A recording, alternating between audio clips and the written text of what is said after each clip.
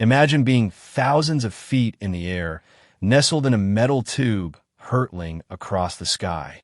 It's meant to be a sanctuary, a temporary escape from the chaos on the ground. But what if, in that very space designed for safety, the people sworn to protect you unwittingly become a part of the threat? This is the unsettling calm that settled over Flight 714 as it cruised at 35,000 feet. The cabin lights were dimmed. A gentle hum from the engines filled the air, and most passengers were lost in their books, movies, or dreams. It was, by all accounts, an ordinary flight. Yet, beneath this veneer of tranquility, a subtle tension was beginning to hum, almost imperceptibly, a quiet prelude to a storm no one saw coming. It started with a new flight attendant, a woman named Sarah, and a seemingly innocent misunderstanding that would unravel a meticulously planned operation. What if the biggest danger on a plane isn't a mechanical failure, but a human one, a misunderstanding that puts everyone at risk? Sarah adjusted the scarf of her uniform, a nervous habit she'd picked up in her first few weeks on the job. Everything felt new, every procedure a high-stakes test. She was eager, perhaps too eager, to prove herself. As she walked down the aisle, her eyes scanned the rows, looking for anything out of place. Most passengers blended into the background, a sea of anonymous faces. Then, her gaze landed on Agent Reynolds. Agent Reynolds was a woman in her early 30s, with skin the color of rich earth and eyes that held a quiet intensity. She was dressed simply, dark trousers, a plain blouse, and sat perfectly still, observing the cabin with a detached calm.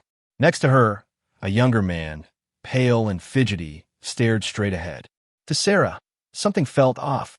Agent Reynolds' stillness was too perfect, her gaze too sharp for a casual traveler. The man beside her seemed almost frozen. Sarah's internal alarm, still a little too sensitive, began to ring. She approached their row, a forced smile on her face. "Is everything all right here?" she asked, her voice a little too bright. Agent Reynolds turned, her expression unreadable. "Everything's fine, thank you." Her voice was smooth, even, without a hint of warmth or defensiveness. This only heightened Sarah's suspicion. Why so guarded? "Just checking in," Sarah continued, her eyes lingering on Agent Reynolds' travel bag, which seemed unusually rigid. "First time flying with us?" "No," Agent Reynolds replied, her gaze firm. "I fly frequently." Sarah's mind raced. The quiet demeanor, the simple clothes, the lack of a personal touch. It all fit a profile she'd vaguely remembered from a security training video about suspicious individuals.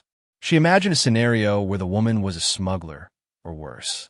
Her inexperience whispered doubts, but her desire to do well screamed caution. What if Sarah had simply trusted her instincts and moved on? What if Agent Reynolds had offered a small, disarming smile? But neither happened. Instead, Sarah pressed on, her questions becoming slightly more pointed, her tone just a touch accusatory. Each question was a subtle probe, and each of Agent Reynolds' calm, measured answers, devoid of casual pleasantries, only solidified Sarah's growing unease. The silent man next to Agent Reynolds shifted, a bead of sweat trickling down his temple. He glanced at Agent Reynolds, then at Sarah, his eyes wide with an unspoken plea. Sarah didn't miss it. To her, it looked like fear, complicity. Her heart pounded. She was convinced she was onto something. This wasn't just a passenger. This was a problem.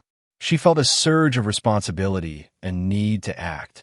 The air between them, thin at 35,000 feet, suddenly felt thick with unspoken tension.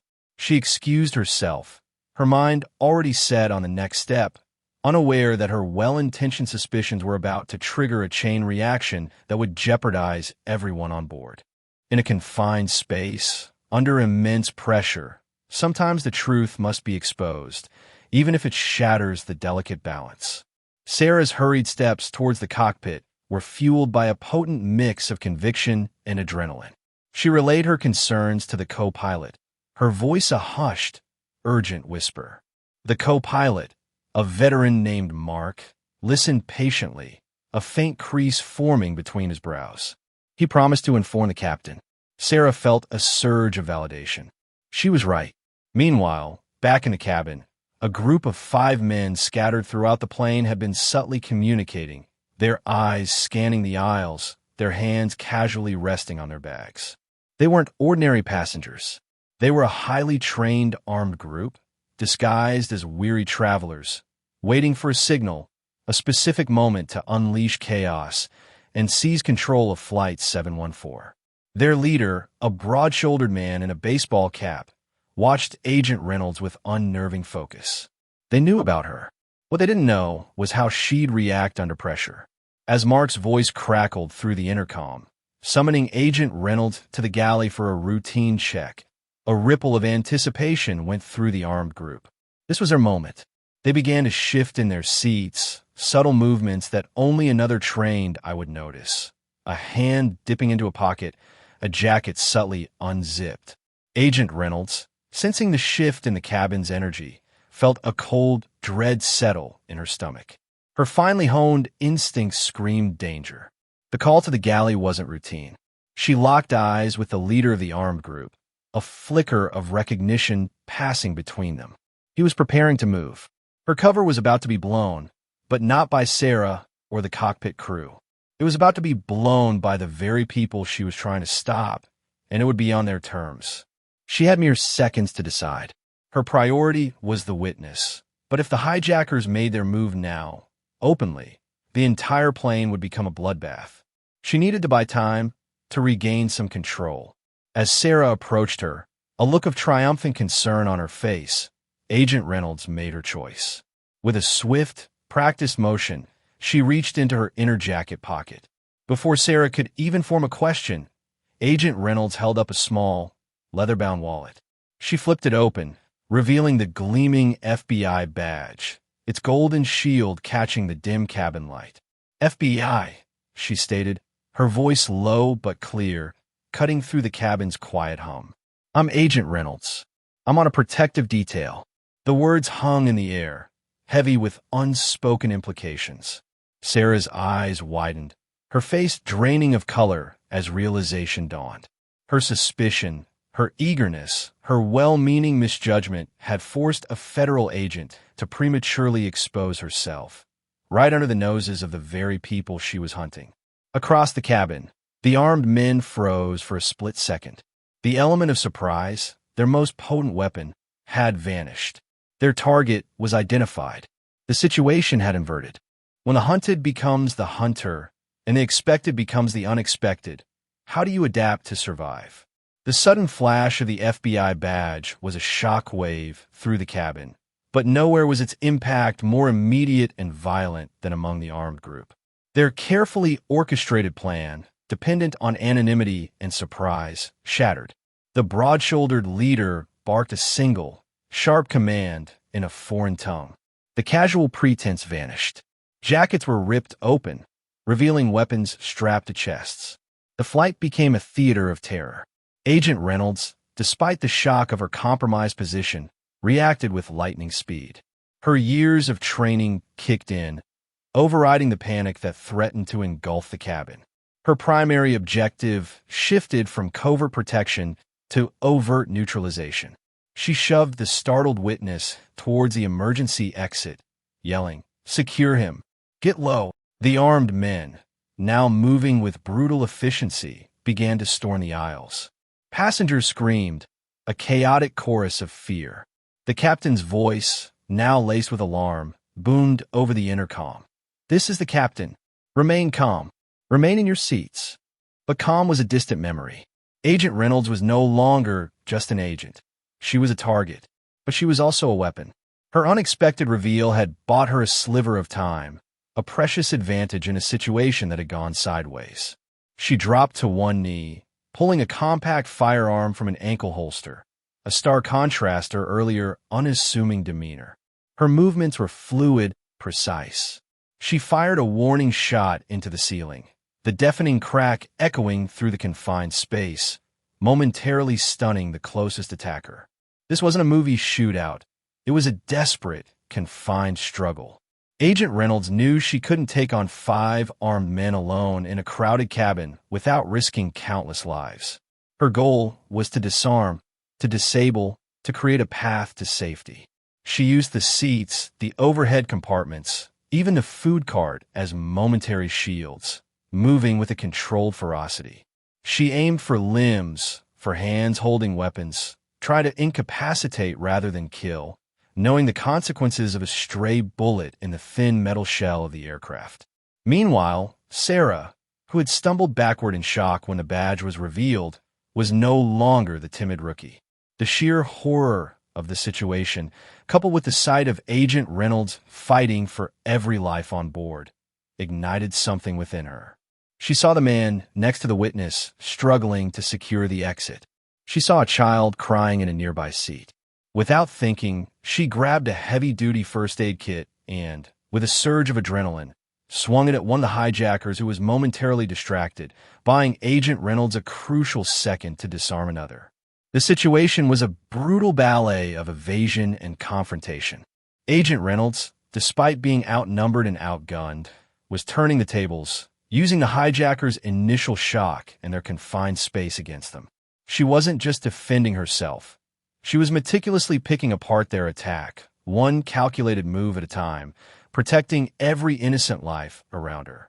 Sometimes, the most profound lessons come from the most unexpected moments of chaos. The sounds of the struggle eventually faded, replaced by the ragged breathing of survivors and the distant wail of sirens as the plane made its emergency landing. The cabin, once a place of quiet comfort, now bore the marks of conflict, scattered belongings, shattered expectations. In the aftermath, as the FBI swarmed the aircraft and medics attended to the wounded, a different kind of quiet settled over Flight 714. It was a quiet born of shock, but also of profound relief and unexpected revelation. The incident on Flight 714 became a stark reminder of the fragile nature of trust. Sarah, the young flight attendant, had acted from a place of genuine concern, yet her inexperience and lack of comprehensive information led her down a path of suspicion that almost jeopardized an entire operation. It highlights how quickly a breakdown in trust, even well-intentioned mistrust, can escalate, turning allies into perceived threats and creating chaos where order is paramount. This isn't a condemnation of caution, but a gentle reminder that true safety often lies not just in vigilance, but in the ability to discern, to truly understand the context before making a judgment. But the story of Flight 714 also speaks to the incredible power of connection. In the heat of the moment, amidst the terror, Sarah, despite her earlier misjudgment, instinctively reacted to help Agent Reynolds. It was a raw, human response, a testament to the innate drive to protect and connect when faced with overwhelming danger. This emphasizes that even when initial interactions are flawed, the underlying human capacity for empathy and collaboration can emerge, forging unexpected bonds in moments of crisis. It suggests that fostering environments of mutual respect and understanding, where individuals feel safe to ask questions and receive clear answers, can mitigate misunderstandings before they spiral. This harrowing experience offers us gentle solutions for navigating suspicion in our own lives. It encourages us to pause, to look beyond immediate appearances, and to consider the unseen layers of a situation. Instead of jumping to conclusions, what if we approached others with a genuine desire to understand, to listen, and to connect? What if we practiced de-escalation through empathy, recognizing that everyone carries their own story, their own hidden burdens or missions? It's about cultivating a mindset where curiosity triumphs over immediate judgment, where we seek clarity before confirming our biases. The flight ended, but its lessons linger. It serves as a powerful testament to the fact that even in the most secure environments, the most significant challenges often arise from the delicate interplay of human perception, trust, and the unpredictable nature of connection. By choosing understanding over suspicion and empathy over fear, we can navigate the complexities of our shared journey, on a plane or on the ground, with greater wisdom and a deeper sense of humanity. Join our community to explore more stories that reveal the hidden depths of human experience and offer gentle paths towards connection and understanding. What other hidden dangers might be lurking just beneath the surface of our everyday lives, waiting for us to truly see?